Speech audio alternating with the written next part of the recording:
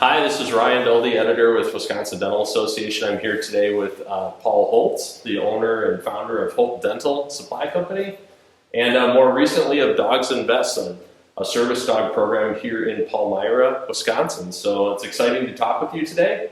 And Paul, give us a little introduction and tell us about your story in dentistry. Well, thanks, Ryan. Thanks for being here. Sure. When I started on dental as a young boy, actually, who worked summers for Saslow Dental back in the late 70s, early 80s, as a summertime job, and basically stayed in the industry my whole life.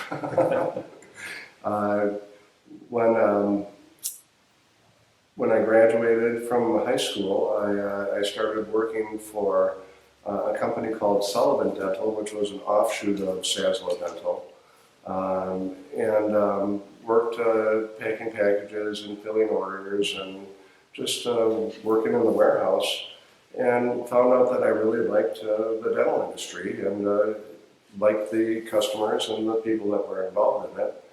The name of the company was Sullivan Dental at that point, and Sullivan was a small mail order company that grew to be a multi-million-dollar organization that was later sold to Henry Schein. I worked for Henry Schein for a number of years and had an opportunity to start my own dental supply company based on the distribution network wanting another full-service dental dealer.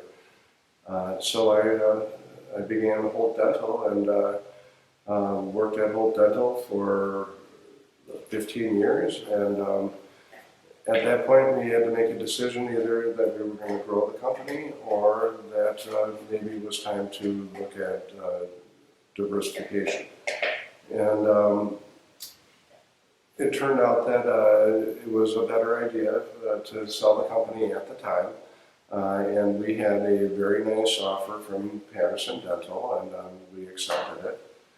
And therefore, it led me to the opportunity to start DogsInVests.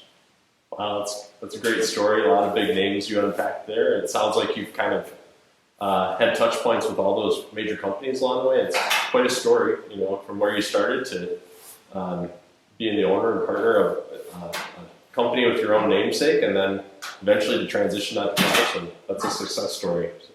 Yeah, the dental industry has been very, very good. I've seen a lot change over the years, a lot of consolidation, and a lot of opportunities that arise from that. So hopefully the dental industry stays strong. Yeah, for certain. So why dogs, or how DogsInVests? You had sold your company in dental for a long, long time, and all of a sudden, time on your hands, and you're not somebody who does well with time on your hands, it sounds like. So how did you end up creating this facility and this vision for your service company? Yeah, after working in the industry for so long and having my own made-up identity as to who I am, and then all of a sudden losing that identity, it's tough. We needed something to do. A purpose. And my wife and I have always loved dogs, and we wanted to be out here in the Palmyra area and maybe build a house and become part of the community. Mm-hmm. So we decided that maybe it was a good idea to raise service dogs. Mm-hmm. So we put a board of directors together, and we talked to numerous people, and we devised a business plan, and pretty much DogsInVests started. We built the building that we're in 5 years ago, and specifically for the purpose of raising service dogs and donating them to the community. So we had to refine our choices for service dogs with disabilities because that was much too broad of a spectrum to be able to train for. And one of our board members has a son with autism, and we started doing more research into autism and service dogs with autism for kids with autism.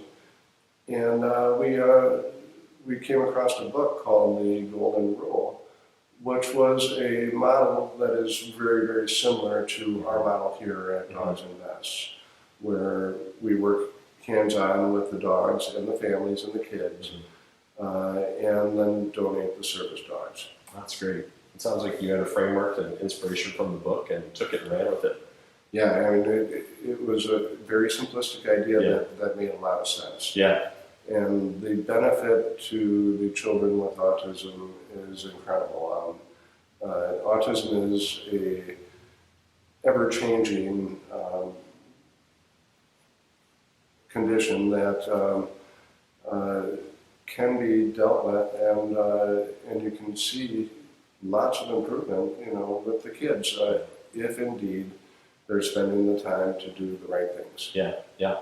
So we're sitting here at your facility in Palmyra, where DogsInVests is headquartered, and beautiful property, 12 acres here. Did the land come first, or the dogs came first, or how did this evolve into the facility you have now?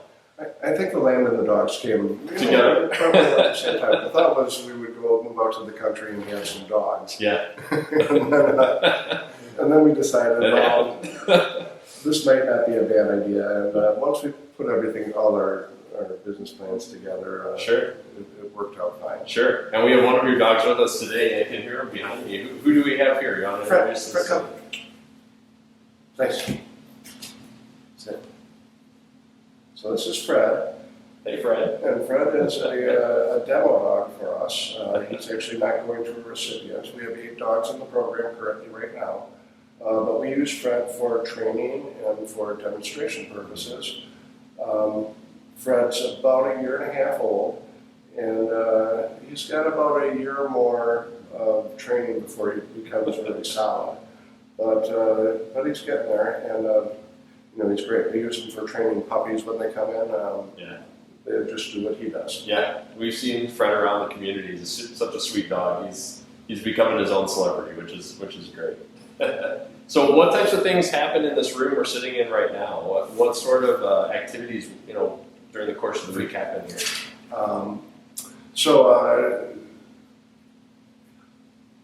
We work with our individual families with the dogs. So it starts out the first year of training the dogs work with their puppy raisers. Puppy raisers are volunteers who actually take the dog for 2 years at a time and start out working with non-basic obedience training.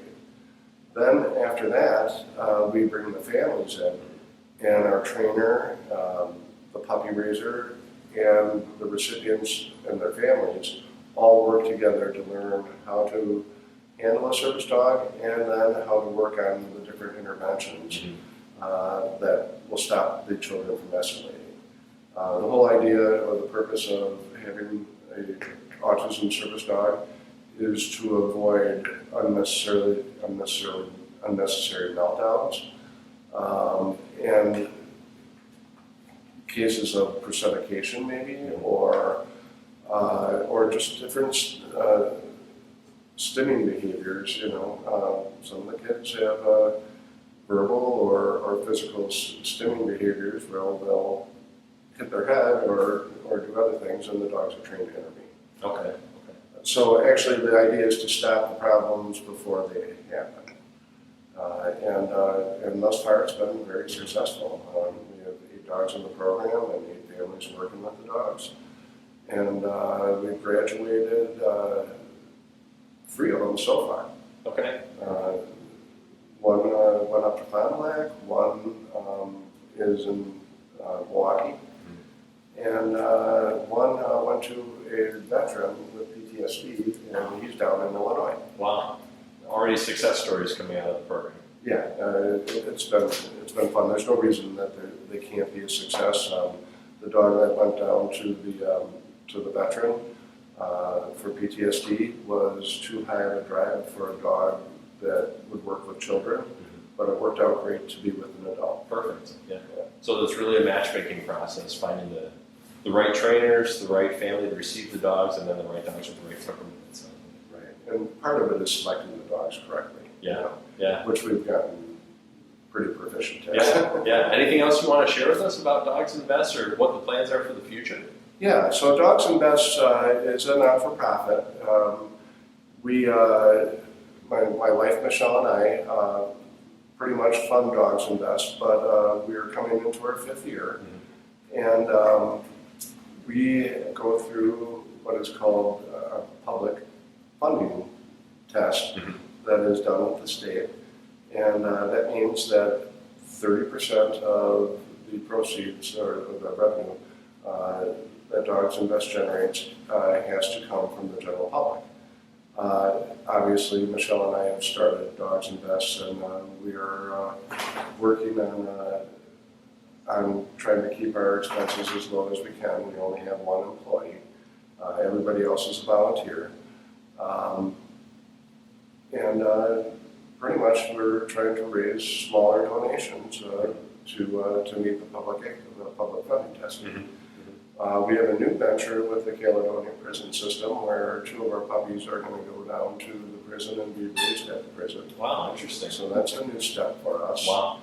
And we started doing some educational services for the families. We found out that even though most of the families are doing everything they possibly can for their kids, there's still more that they may not know about. So we're also doing meetings for the families with different autism advocates and professionals to help them sort through things and figure out what's the best path for them and their kids to Boy, great things happening with DogsInvest here in Palmyra, and a lot of exciting stuff to come, it sounds like. So thank you, Paul, for sharing your story and a little bit about life after dentistry. And it was sure nice to meet Fred and take a little tour of your facility here. It's a really nice place.